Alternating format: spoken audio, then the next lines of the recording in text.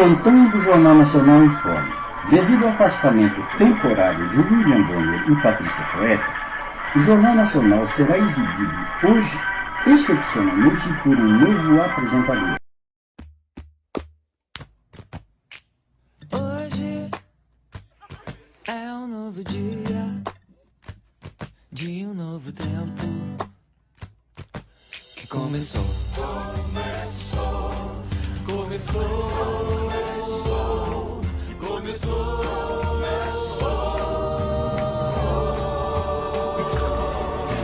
Hoje é um novo dia, de um novo tempo que começou. Nesses novos dias, as alegrias serão de todos, é só querer. Todos os nossos sonhos serão verdade, o futuro já começou. Hoje a festa é sua, a festa é nossa. Quem quiser, quem vier, a festa é sua, a festa é nossa. Quem quiser. Uniclass reconhece tudo o que você já conquistou e apoia você naquilo que ainda vai conquistar.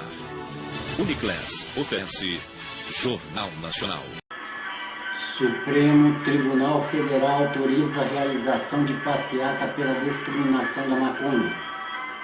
Programa de aceleração do crescimento PAC reduz custos do projeto Minha Casa Minha Vida em até 50% com o uso de tijolos ecológicos.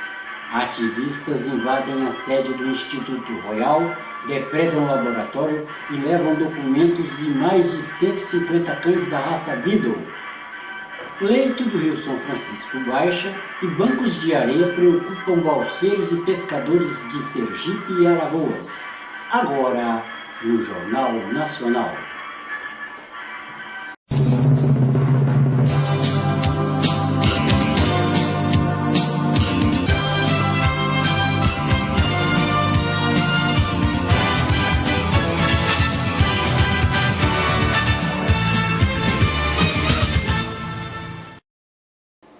Boa noite, eu sou Clóvis Ademar dos Santos e hoje, excepcionalmente, apresento o Jornal Nacional. Supremo Tribunal Federal decidiu agora há pouco autorizar a realização das passeatas pela descriminalização da maconha. Estas manifestações vinham sendo proibidas nos estados sob alegações com que acabavam fazendo apologia ao uso da droga. O caso chegou ao Supremo Tribunal Federal por meio de uma ação da Procuradoria-Geral da República. A subprocuradora Débora Duprá argumentou que a proibição das chamadas marchas da maconha desrespeitam direitos fundamentais dos cidadãos, como a liberdade de expressão e de reunião. Qualquer forma de censura sobre o conteúdo da fala, sobre o conteúdo do que se expressa, ela é uma grave violação a esse princípio central à nossa ordem constitucional. As marchas da maconha são passeatas a favor da liberalização do uso da droga e que no mês passado foram proibidas pela Justiça em várias capitais. Em São Paulo, o protesto foi reprimido pela polícia. O relator, ministro Celso de Mello, concordou com a Procuradoria. Nada se revela mais nocivo e mais perigoso do que a pretensão do Estado de reprimir a liberdade de expressão. O pensamento há de ser livre, sempre livre, permanentemente livre, essencialmente livre. O voto do ministro Celso de Mello foi aprovado por unanimidade por todos os ministros presentes aqui na sessão do Supremo Tribunal Federal. Eram 8 ministros presentes. 3 ministros não participaram da sessão. Agora, portanto, a decisão do Supremo Tribunal Federal servirá de referência para decisões da Justiça em todo o país sobre este assunto. Obrigado, Cristina Serra, pelas informações ao vivo ao Jornal Nacional.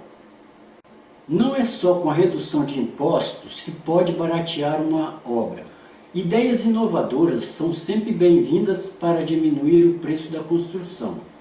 O repórter André Luiz Azevedo mostra como a criatividade e o planejamento correto são fundamentais nesse esforço.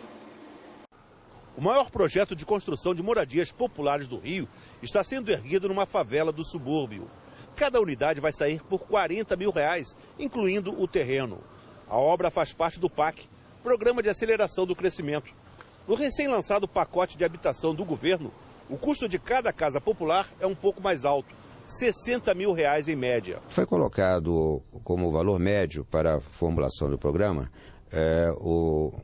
uma referência a uma unidade em uma cidade em que o terreno é caro, por exemplo, em São Paulo, não significa que será 60 mil o valor de todas as unidades. Isso poderá ser muito menos em função de, inclusive, haver doações de terrenos. Casas de qualidade por preço mais baixo, para dar habitação digna a mais famílias. Este sempre foi o grande desafio dos projetos de habitação no Brasil. E aqui na Baixada Fluminense, nós descobrimos um ótimo exemplo de como casas populares, erguidas lado a lado, com a mesma metragem, podem ter custos tão diferentes. Este é o modelo de construção tradicional, como se faz praticamente no Brasil inteiro. Aqui ele está colocando embolso, reboco, ainda vai pintar. 2 quartos, sala, cozinha e banheiro. O mestre de obras diz o custo. Mais ou menos essa faixa de 50 mil. Pode pegar ela pronta. O professor de construção civil agora compara com a casa ao lado, também de 2 quartos, num projeto do programa de pós-graduação de engenharia da Universidade Federal do Rio. Os próprios moradores ajudaram na obra. Você pode ver que a casa, o tijolo está aparente, né? A casa não precisa ser revestida, as paredes nem externamente nem internamente. Resultado, a casa saiu por R$25 mil. A qualidade dela é excelente. Ideias diferentes podem mudar o preço final de um projeto.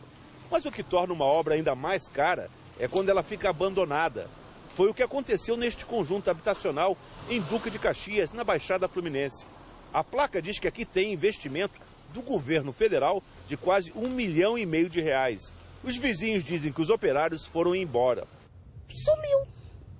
Parou. Segundo a prefeitura, o IBAMA embargou a obra por problemas na licença ambiental. Enquanto isso, 110 famílias esperam por um teto e ninguém sabe quanto cada casa vai custar.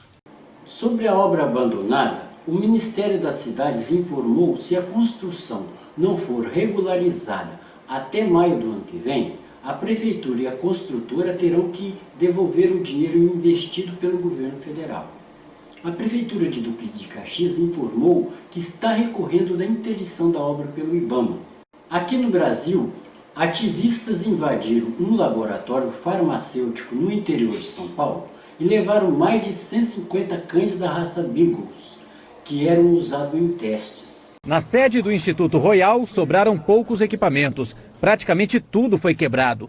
Aqui eram feitas pesquisas, inclusive com animais, de substâncias que podem virar medicamentos para seres humanos. Este é o lugar onde ficavam os animais. Segundo o Instituto, cada baia dessa abrigava 3 cães. E aqui ficavam os protocolos de pesquisa. Documentos que, segundo a entidade, também foram levados. A invasão foi de madrugada. Dezenas de pessoas tiraram todos os cães que estavam no local. Alguns tinham os pelos raspados. Este mal conseguia andar. Os manifestantes encontraram ainda um animal morto, congelado. Depois de 1h30, a polícia conseguiu fazer com que os manifestantes saíssem. O grupo afirma que o Instituto praticava maus tratos em cães durante os testes de medicamentos.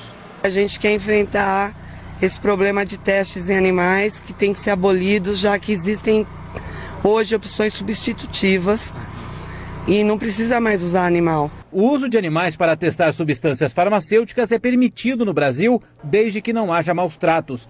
A gerente do Instituto afirma que isso não acontecia e condenou a invasão. O que eles fizeram foi um ato de vandalismo, um ato de terrorismo. Eles acabaram com uma série de pesquisas sérias que a indústria farmacêutica brasileira está fazendo aqui no Brasil. A perícia esteve no local e não constatou maus tratos. Ninguém foi preso. O Ministério Público investiga o Instituto Royal desde o ano passado para saber se as pesquisas são realizadas de acordo com as normas. Pedi a eles que não invadissem o Instituto sob pena de atrapalhar a investigação, uma vez que todas as provas de eventuais irregularidades estariam no Instituto, inclusive a necessária a análise dos animais. E, infelizmente, houve essa invasão hoje. A polícia vai investigar agora para onde os cães foram levados. Segundo os especialistas, os cães submetidos a testes nesse laboratório são todos Beagles, porque a raça tem um comportamento dócil. nascente secando afeta todo o leito do Rio São Francisco e a situação é muito grave perto da foz nas divisas dos estados de Sergipe e Alagoas. A repórter Carla Suzane tem mais detalhes. No lugar da água, areia. Neste trecho, o Rio São Francisco está cada vez mais estreito. Tá seco, seco como nós nunca vimos. Normalmente o período de cheias termina em março, mas até agora nada de chuva. E a profundidade do rio diminuiu. O nível da água já é 35% menor, segundo pesquisadores da Universidade Federal de Sergipe. Um desafio a mais para a navegação. Para não encalhar, os barcos maiores são obrigados a mudar a rota da viagem. Eu estou com 43 anos que navego nessa balsa e nunca vi o rio nessas condições. Na foz do Rio São Francisco, os impactos são ainda mais visíveis. Com a erosão cada vez maior, há trechos como este, em que é possível caminhar em pleno leito do São Francisco. Aqui já foi de 8 metros de fundura, onde a gente está aqui hoje. E não é só isso. Mesmo vivendo às margens do rio, a população ribeirinha sofre com falta de água potável. Com nível mais baixo, a água salgada do mar invade o rio e já avança cerca de 10 quilômetros rio adentro. Nós antigamente aqui tomava água do rio direto, com a água encanada do rio. Nós estamos comprando água mineral para beber, que a água está sendo salgada, não mata a sede de ninguém. Mais informações do dia no Jornal da Globo. Assista agora a Tela Quente. Boa noite.